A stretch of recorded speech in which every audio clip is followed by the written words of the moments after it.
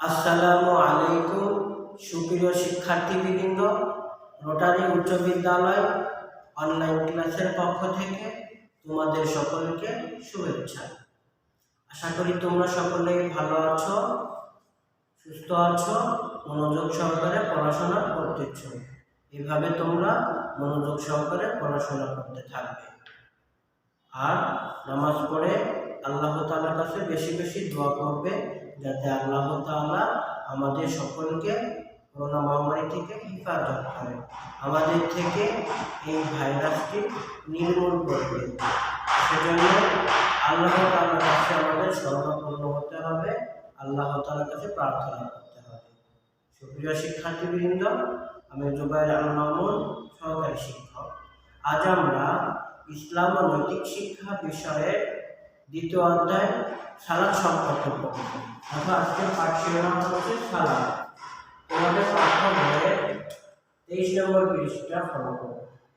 23 নম্বর পৃষ্ঠায় সালাত সম্পর্কে বর্ণনা করা আছে। কত পৃষ্ঠায়? 23 নম্বর পৃষ্ঠা। প্রিয় শিক্ষার্থীবৃন্দ, আমরা আজকে সালাত সম্পর্কে জানব। সালাত আরবি শব্দ, তাই না? দেখো, সালাত আরবি শব্দ, সালাতের অর্থ জানব। তো আমরা দ্বিতীয় অধ্যায় শুরুতে পড়েছি ইবাদত, প্রথম অধ্যায় পড়েছি ঈমান সম্পর্কে, তাই না? এখন আমরা ঈমান এনেছি, ইসলামে প্রবেশ করেছি। ইসলামে প্রবেশ করার পরে আমাদের মৌলিক ইবাদত সমূহের মধ্যে গুরুত্বপূর্ণ ইবাদত হচ্ছে সালাত। আমাদের প্রথমে সালাত আদায় করতে হবে, কিন্তু সালাত আদায় করার জন্য আমাদের তাহারাত, পবিত্রতা অর্জন করতে হবে, সেটাও আমরা পড়েছি। আল্লাহ রাসূল বলেছেন, আত-তুহুরু শাতরুল ঈমান, পবিত্রতা ঈমানের অঙ্গ।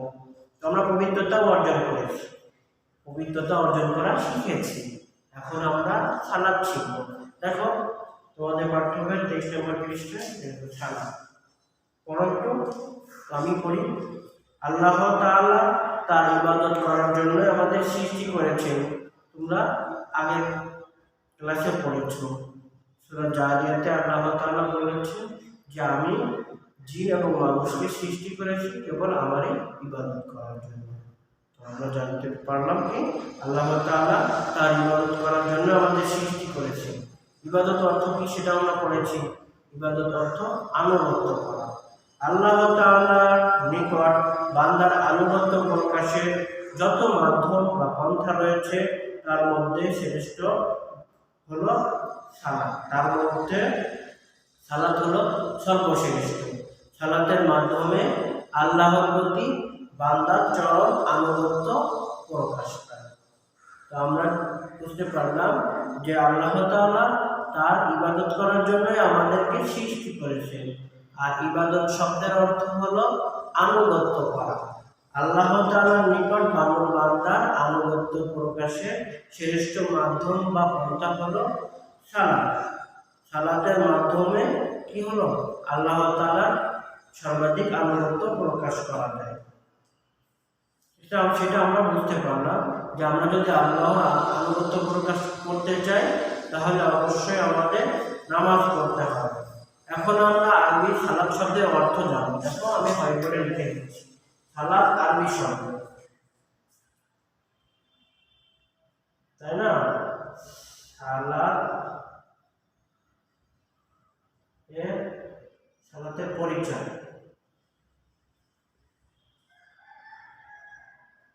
এখন আমরা পড়তেছি সালাতের পরিচয়।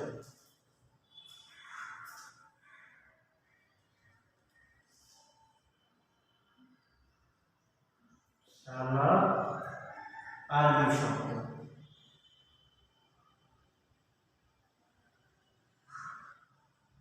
আরবি শব্দ। সালাত শব্দের অর্থ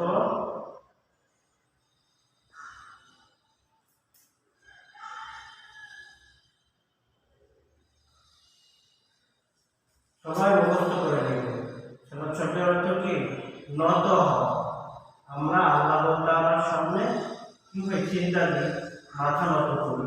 সালাত শব্দের অর্থ নত হওয়া, বিনয়, নম্র হওয়া, বিনয় বা বিনম্র হওয়া, বিনয়, বিনম্র হওয়া।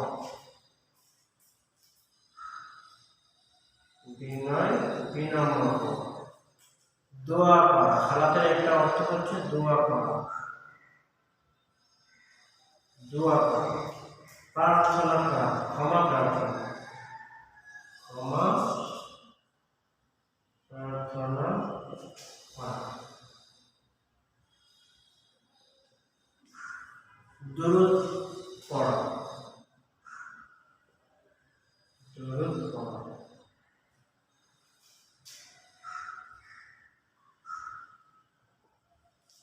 পরিভাষা, সালাত কাকে বলে? ইসলামী পরিভাষা। ইসলামী পরিভাষায় সালাত কাকে বলে? আহকাম, আহকাম, আরকান,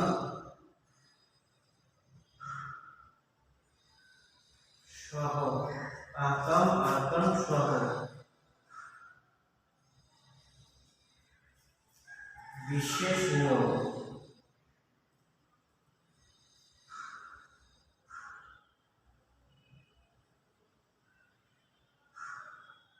বিশেষ নিয়মে নিয়মে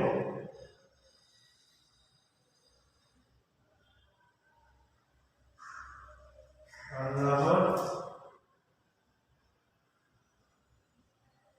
ইবাদত করাকে সালাত বলে।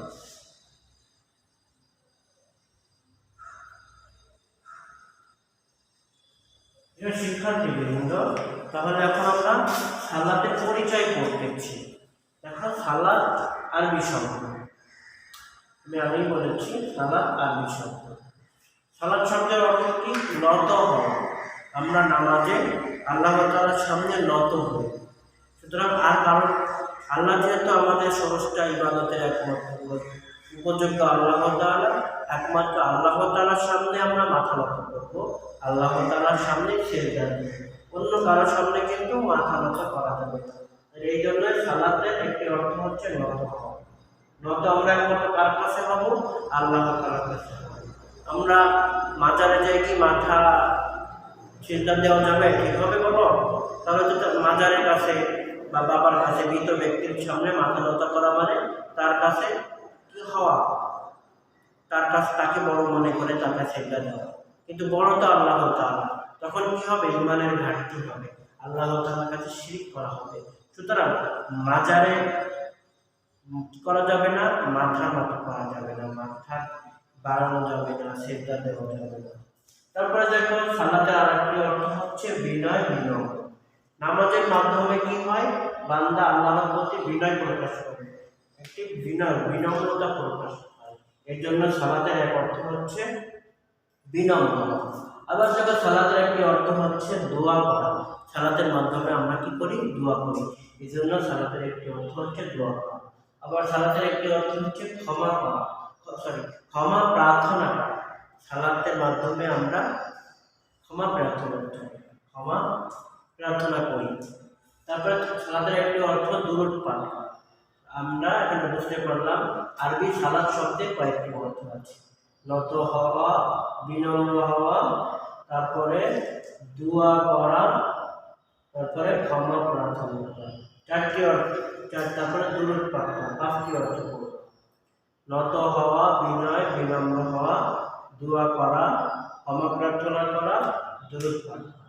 ইসলামী পরিভাষায় সালাত কাকে বলে? দেখো, আহকাম আরকান সহ বিশেষ নিয়মে আল্লাহর ইবাদত করাকে সালাত বলে, আল্লাহর আনুগত্য প্রকাশ করাকে সালাত বলে। এখন দেখো, এখানে পরিভাষায় বলছে, ইসলামী পরিভাষা একটা আছে, আহকাম।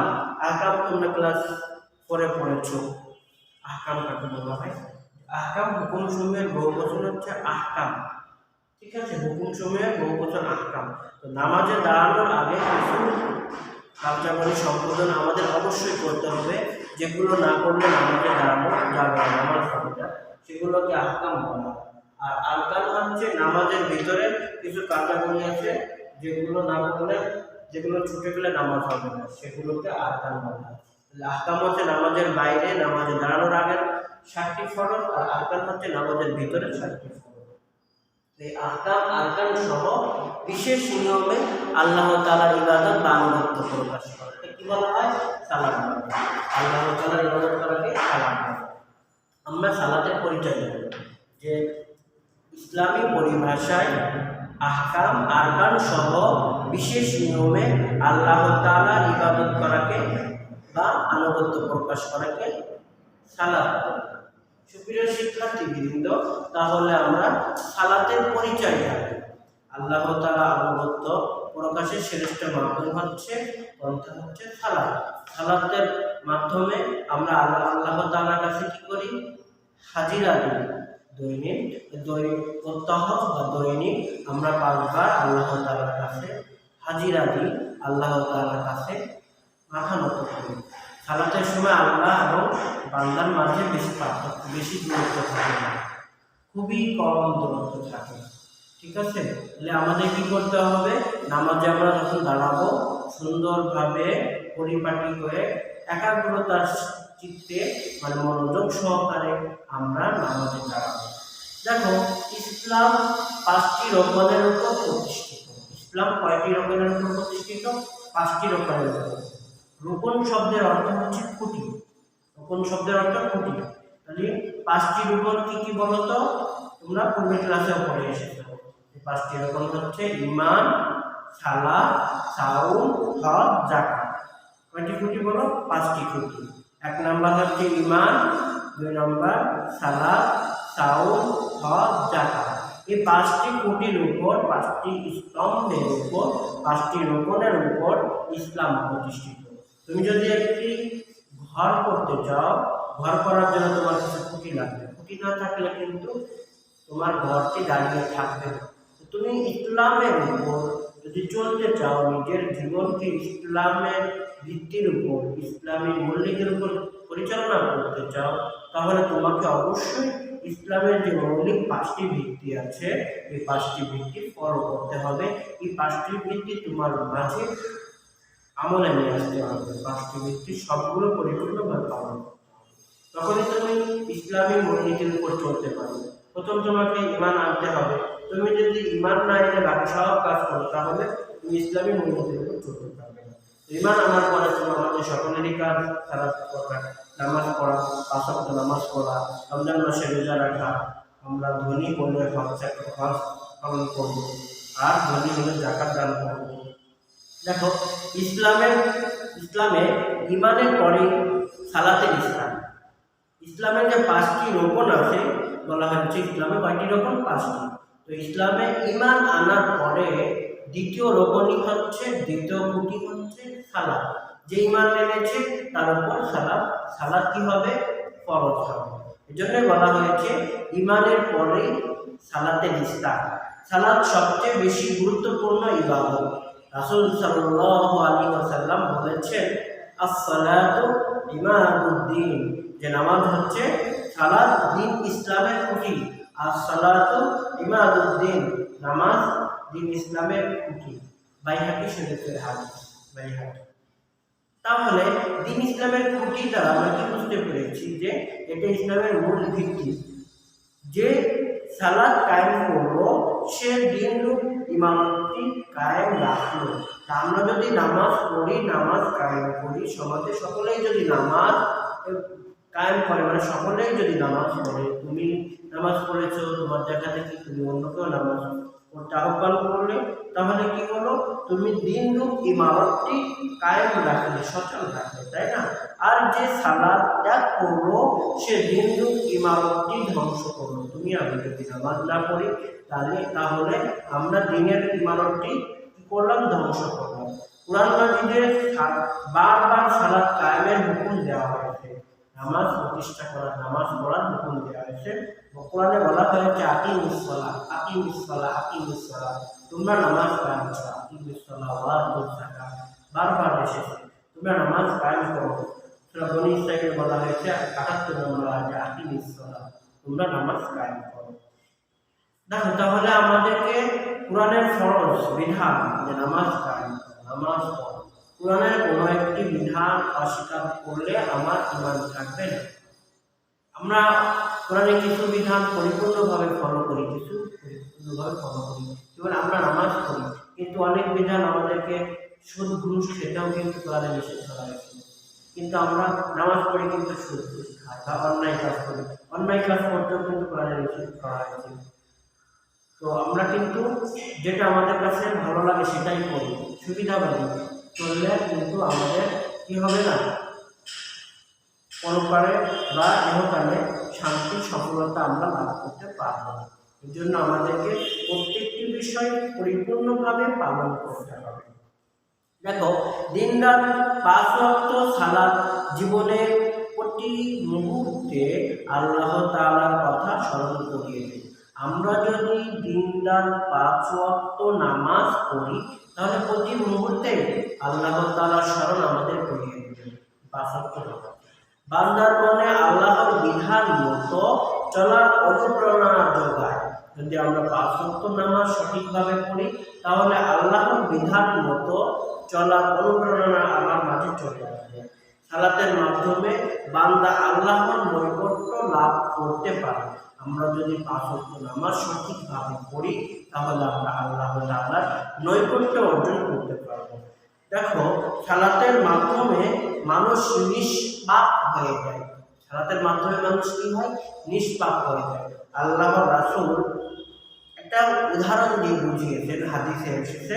রাসূল সাল্লাল্লাহু আলাইহি ওয়াসাল্লাম একদিন সাহাবীদেরকে বললেন, তোমাদের বাড়ির সামনে যদি একটি নদী থাকে, আমরা নদী চিনি, পুকুর চিনি, তো কারো বাড়ির সামনে যদি একটি নদী থাকে বা পুকুর থাকে মনে করো, আর কোনো ব্যক্তি ওই নদীতে দৈনিক 5 বার গোসল করে, তবে কি তার শরীরে কোনো ময়লা থাকতে পারে?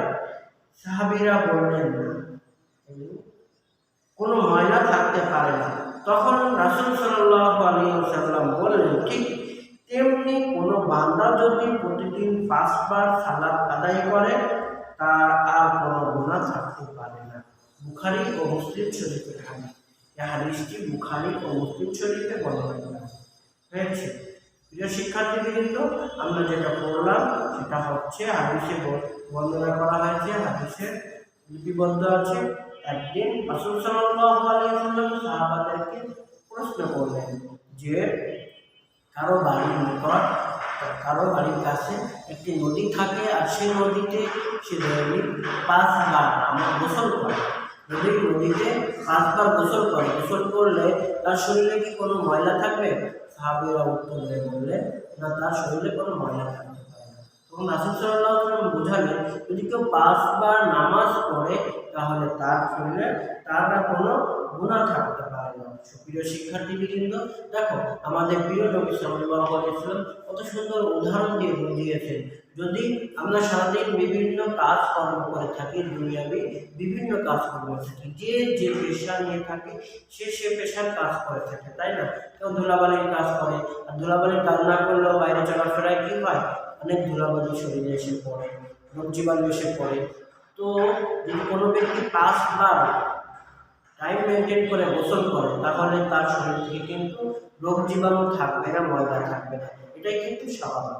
তো আল্লাহ রাসূল আমাদেরকে বোঝাচ্ছে যে আমরা যদি 5 বার নামাজ পড়ি, তাহলে এক নামাজ থেকে আরেক নামাজের মধ্যবর্তী সময়ে যে ত্রুটি বিচ্যুতি গুনাহ খাতা হয়ে যায়, সেই গুনাহ খাতাগুলো আল্লাহ তাআলা মাফ করে দেবেন। এটাই এখানে মূল উদ্দেশ্য।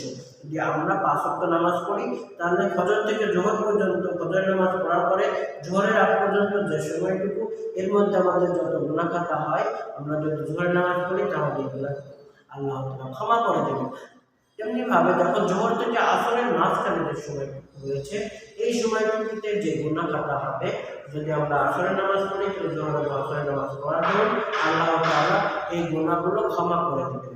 এভাবে যদি আমরা 5 বার নামাজ পড়ি, এক নামাজ থেকে আরেক নামাজের মধ্যবর্তী সকল গুনাহ খাতা, মানে সময়ে সংগঠিত গুনাহগুলো, আমাদের পাপ রাশিগুলো আল্লাহ তাআলা ক্ষমা করে দেবেন। কত মহান, কত দয়ালু আল্লাহ তাআলা, তিনি আমাদেরকে ক্ষমা করতে চান। কিন্তু আমরা তো আল্লাহ তাআলাকে ভুলে দুনিয়া নিয়ে পড়ে আসি, শুধু টাকা পয়সা, বাড়ি গাড়ি, ধন দৌলত নিয়ে আমরা পড়ে আসি। দেখো, এই ধন সম্পদ তোমার কোনোই কাজে আসবে না। এই ধন সম্পদ আল্লাহ তাআলা আমাদের কাছে আমানত স্বরূপ রেখেছেন। আমরা যতদিন বেঁচে আছি এই ধন সম্পদ, দুনিয়ার অর্থ সম্পদ আমরা ভোগ করবো কিছু সময়ের জন্য, কিন্তু এই সম্পদ পড়ে থাকবে। দেখো সম্প্রতি একটা ঘটনা, নরসিংদীর এক ব্যাংক, তার ব্যাংকে কোটি টাকা আছে, তার ছেলে সন্তান সবাই আছে, কিন্তু সে কি কোনো সম্পদ নিয়ে যেতে পেরেছে?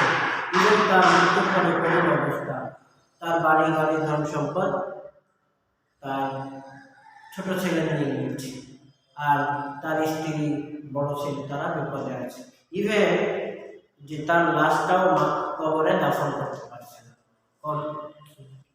মারা যাওয়ার সাথে সাথে আমাদের আত্মীয় স্বজনের কাজ হচ্ছে দ্রুত দাফন সম্পাদন করা, কিন্তু এই দুনিয়ার অর্থ সম্পাদনের কারণে সে কিন্তু কবরে দাফন হতে পারছে না, মানে লাশ পচে গন্ধ হচ্ছে। সুপ্রিয় শিক্ষার্থীবৃন্দ, এই কথাটি বলার উদ্দেশ্য হচ্ছে, দেখো আমরা যতই অর্থের পিছনে দৌড়াই, যত দুনিয়ার ধন সম্পদের পিছনে দৌড়াই, কিন্তু এই ধন সম্পদ আমাদের কোনো কাজে আসবে না। এই ধন সম্পদ আল্লাহ তাআলা আমাদেরকে দিয়েছে শুধুমাত্র উপভোগ করার জন্য, দুনিয়ার জীবনে চলার জন্য আমাদের দরকার। আমাদের খাওয়া, আমরা খাবার কেন খাবো? খাবার খেলে আমাদের এনার্জি হবে, আমাদের শক্তি অর্জন হবে, সেই শক্তি অর্জন করে আমরা আল্লাহর ইবাদত করবো। এই ইবাদত করার জন্যই আমাদের মূলত খেতে হবে বেঁচে থাকার জন্য। কিন্তু এই আমরা সারাদিন অর্থ সম্পদ নিয়ে দৌড়াচ্ছি, যার কিছু নাই, গরিব মানুষ, সে চিন্তা করতেছে আমার ধন সম্পদ হলে আমার নামাজ পড়বো। আর যে বড় লোক, টাকা পয়সা আছে, সে এসির মধ্যে বিলাসবহুল গাড়িতে চলতেছে, আল্লাহকে ভুলে গেছে। যে দরিদ্র আছে সেও বিপদে আছে, যে অর্থ সম্পদের মালিক সেও বিপদে আছে। মূল কেন আল্লাহ তাআলা আমাদেরকে কি উদ্দেশ্য করে পৃথিবীতে পাঠিয়েছেন সেটা আমরা সকলেই ভুলে যাচ্ছি। সেটার মূল কথাই হচ্ছে যে আল্লাহ তাআলা তার বন্দেগী, তার আনুগত্য করার জন্য, তার দাসত্ব করার জন্য আমাদেরকে পাঠিয়েছেন।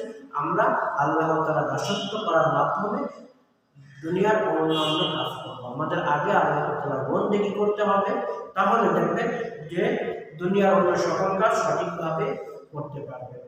তারপরে দেখো আল্লাহ রাসূল আরো বলেছে, কোনো বান্দা জামাতের সাথে সালাত আদায় করলে আল্লাহ তাকে 5টি পুরস্কার দেবেন। আমরা যদি 5 ওয়াক্ত নামাজ জামাতের সাথে পড়ি, আল্লাহ তাআলা আমাদের কয়টি পুরস্কার দিবেন? 5টি পুরস্কার দিবেন। 5টি পুরস্কার কি বলতো? আল্লাহ তাআলা ওই ব্যক্তি তার জীবিকার অভাব দূর করবেন। আমরা যে জীবিকার জন্য ছুটতেছি, আল্লাহ তাআলা এই জীবিকার অভাব দূর করে দেবেন। সুতরাং আমাদের করণীয় হচ্ছে 5 ওয়াক্ত নামাজ সঠিকভাবে পড়ে আল্লাহ তাআলার কাছে প্রার্থনা করা। আমরা পড়েছি সালাতের একটি অর্থ হচ্ছে দোয়া করা, প্রার্থনা করা, আমরা দোয়া করব। তারপরে কবরে আযাব থেকে মুক্তি দিবেন। ইহকালের জীবন তো শেষ নয়, পরকালীন জীবন কবরের মাধ্যমে শুরু। তো কবরে আমরা যতদিন থাকবো ততদিন আল্লাহ তাআলা কবরের শাস্তি থেকে আমাদের রক্ষা করবেন, যদি আমরা 5 ওয়াক্ত নামাজ জামাতের সাথে পড়ি। হাসরের ময়দানে আমলনামা ডান হাতে দেবেন। তোমরা পড়েছ আগের অধ্যায়ে যে কিয়ামতের কয়েকটি স্তর আছে। হাসরের ময়দানে আল্লাহ তাআলা বিধান দাঁড়িপাল্লা প্রতিষ্ঠা করবেন, সেখানে আমলনামা কি করা হবে? হিসাব নেওয়া হবে। তোমার আমলনামা যদি তোমার ডান হাতে দেওয়া হয় তাহলে তোমার জন্য একটি পুরস্কার আছে, আর যার আমলনামা বাম হাতে দেওয়া হবে বুঝতে হবে তার অবস্থা কেমন। তারপরে আরেকটি কি পুরস্কার দিবেন? সিরাত বিজলির মতো দ্রুত পার করবেন। জাহান্নামের উপর যে একটি সেতু মতো আছে, খুবই মানে হালকা সেতু, তো এই সেতু পার হয়ে কিন্তু সিরাত বলা হয়, এটাকে জান্নাতে যেতে হবে। তো যারা 5 ওয়াক্ত নামাজ সঠিকভাবে পড়বে তারা এই সেতু বিজলির মতো, যথা আকাশে যখন মেঘ চমকায়, তো এই বিজলির মধ্যে একটি আলো এসে পড়ে না, এই বিজলির মতো মুহূর্তের মধ্যে সিরাত পার হয়ে যাবে। এটা নামাজ পড়ার ফজিলত, পুরস্কার, আর তাকে বিনা হিসেবে জান্নাত দান করবেন আল্লাহ তাআলা। আমরা যদি 5 ওয়াক্ত নামাজ সঠিকভাবে পড়ি, আল্লাহ তাআলা আমাদের 5টি পুরস্কার দেবেন। আমাদের দুনিয়ার জীবিকার অভাব দূর করে দেবেন, সহজে আল্লাহ তাআলা আমাদেরকে দেবেন। আমাদের কি করতে হবে? 5 ওয়াক্ত নামাজ পড়ে আল্লাহ তাআলার প্রতি ভরসা রাখতে হবে। কিন্তু এখন 5 ওয়াক্ত নামাজ পড়ে বসে থাকলে কথা হবে, কারণ আমরা পরে পড়ব যে নামাজ সমস্ত অন্যায় এবং গর্হিত কাজ থেকে বিরত রাখে।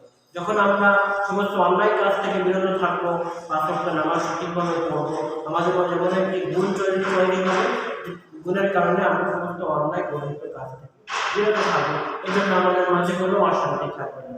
আল্লাহ তাআলা আমাদের জীবিকাকে আরো বাড়িয়ে দেবেন, আল্লাহ তাআলা আমাদের প্রতি খুশি হবে।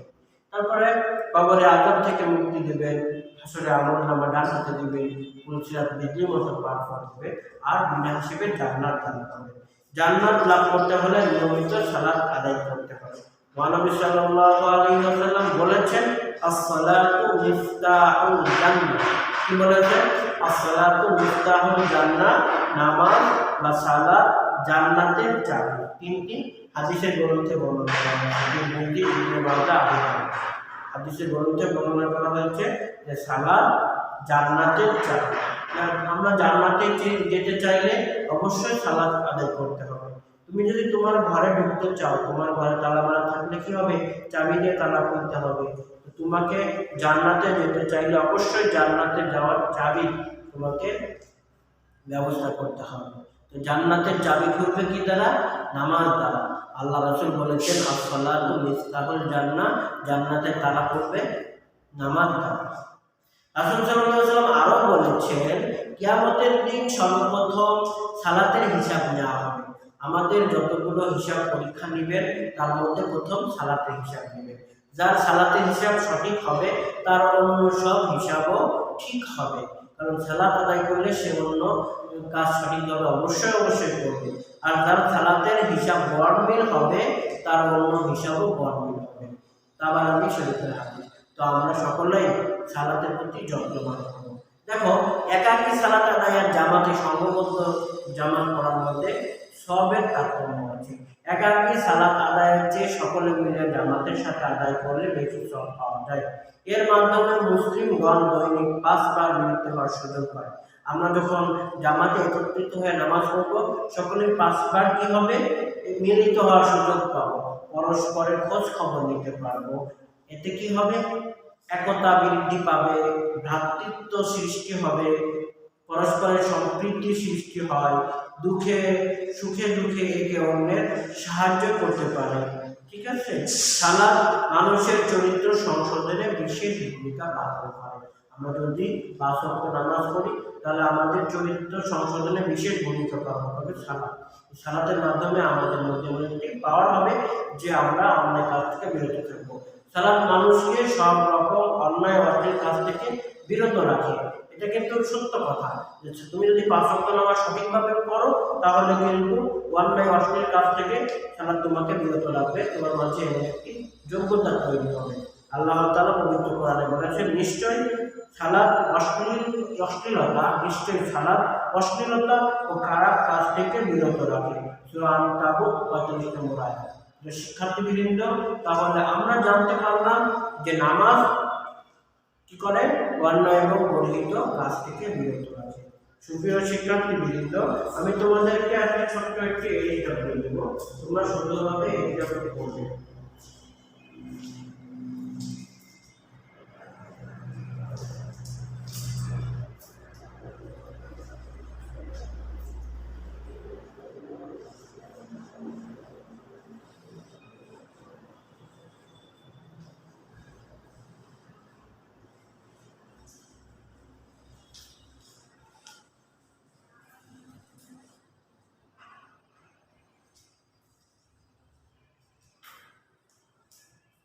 আজকের এক্সাম্পল,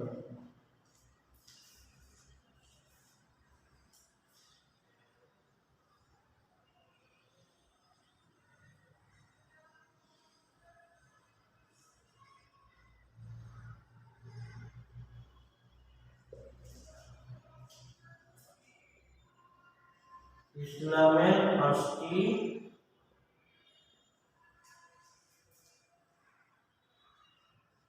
মৌলিক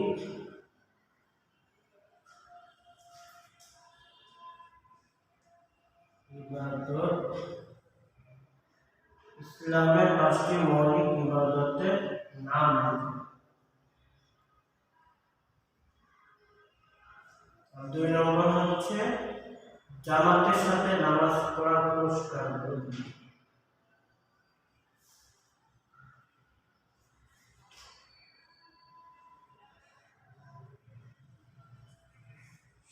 সাথে সালাত আদায়ে পুরস্কার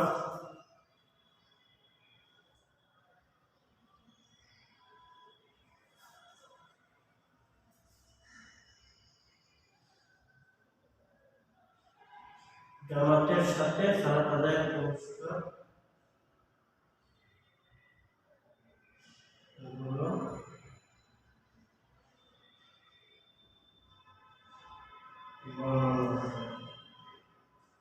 শিক্ষার্থীবৃন্দ, দেখো আজকে তোমাদের এক্সাম্পল হচ্ছে ইসলামের 5টি মৌলিক ইবাদতের নাম লিখো। ইসলামের মৌলিক 5টি ইবাদতের নাম কি বলো? ইসলামের মৌলিক 5টি ইবাদতের নাম হচ্ছে ঈমান, নামাজ, রোজা, হজ, যাকাত। বইয়ের মধ্যে যদি লিখতে চাও ঈমান, সালাত, সাওম, হজ, যাকাত। তারপরে বললাম জামাতের সাথে সালাত আদায়ে পুরস্কারগুলো বর্ণনা করো। জামাতের সাথে যদি আমরা সালাত আদায় করি তার পুরস্কার কি হতে পারে সেগুলো লিখবে। জামাতের সাথে সালাত আদায় করলে আল্লাহ তাআলা 5টি পুরস্কার দিবেন। কয়টি পুরস্কার? 5টি। 1 নাম্বার জীবিকার অভাব দূর করে দিবেন। 2 নাম্বার বলো, 2 নাম্বার কি? কবরে আযাব থেকে মুক্তি দিবেন। তারপরে হাসরের দিন আমলনামা ডান হাতে দিবেন, পুলসিরাত বিজলির মতো পার করে দিবেন, বিনা হিসেবে জান্নাত দান করবেন।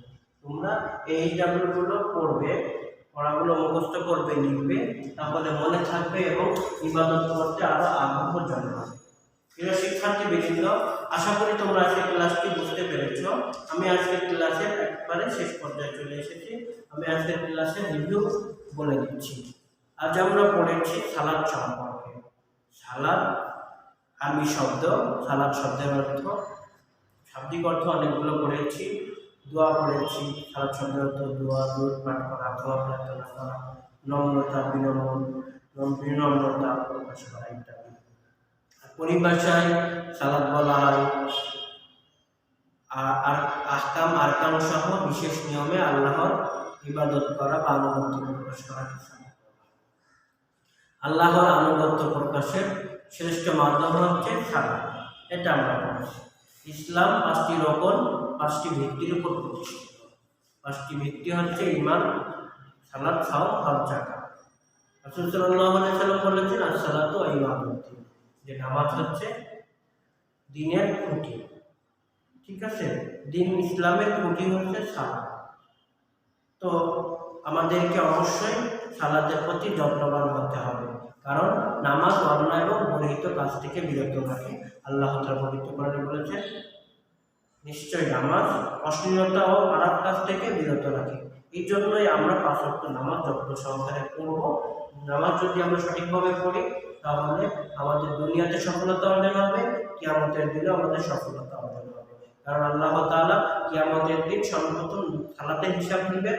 যে সালাতের হিসাব সঠিকভাবে দিতে পারবে তার অন্যান্য সকল হিসাব সে সঠিকভাবে দিতে পারবে। প্রিয় শিক্ষার্থীবৃন্দ, আশা করি তোমরা সালাত এর গুরুত্ব সম্পর্কে বুঝেছো। সালাত কেন আমরা আদায় করব, সালাত কি, সালাত কেন আদায় করব। তোমরা সকলে এখন থেকে 5 ওয়াক্ত নামাজ জামাতে পড়ার চেষ্টা করবে। আর মসজিদে যেতে না পারলে অবশ্যই বাসায় পড়বে, নামাজ ছেড়ে দিবে না, তরক করবে। তোমাদের সকলের সুস্বাস্থ্য কামনা করছি এবং তোমরা আরো মনোযোগ সহকারে পড়াশোনা করবে। এই বলে আজ আমি এখানেই ক্লাস শেষ করছি। আল্লাহ হাফেজ।